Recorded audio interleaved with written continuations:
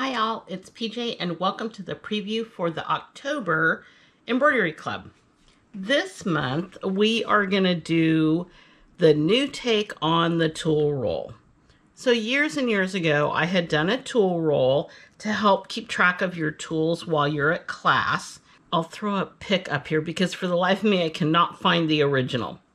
It was all in one piece and you can see it was quite a bit smaller than what our machines are today.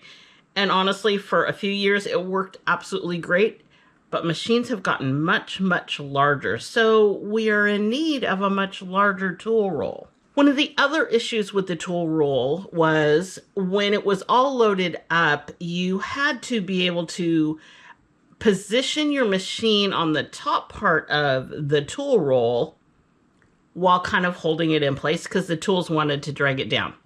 So in the updated version, I've changed it up so that the tool pockets, as I'm now calling them, and the top are two different pieces. Here are all of the components for the new tool roll.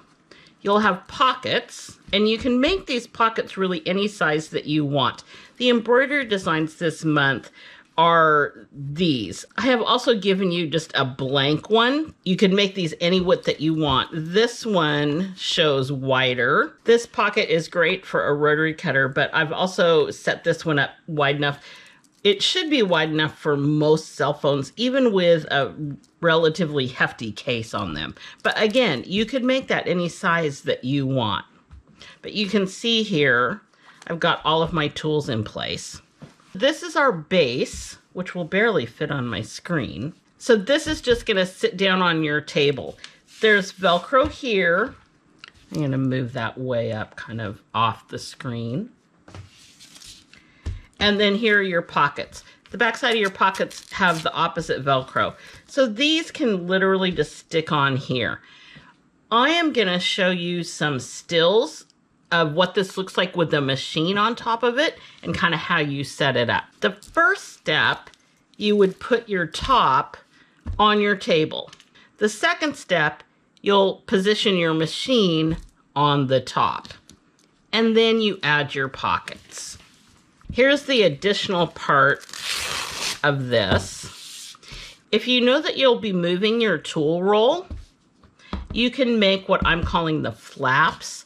Here's the scenario. You're all done with class, you're ready to pack up. You don't want to have to unload all of your tools. You would simply take your flap, you'd pull your pocket off of the top, load up your machine, fold up your top. And then for your tool pockets, you can then just attach the tool pocket to the flap, flap this over. That's going to help hold all of your tools in place. And then you can just roll this up like the name implies. And then you can give this a little tie. And then your tools are all secure for when you get home. You can unroll, you can just set your flap aside, and away you go. Let's get started.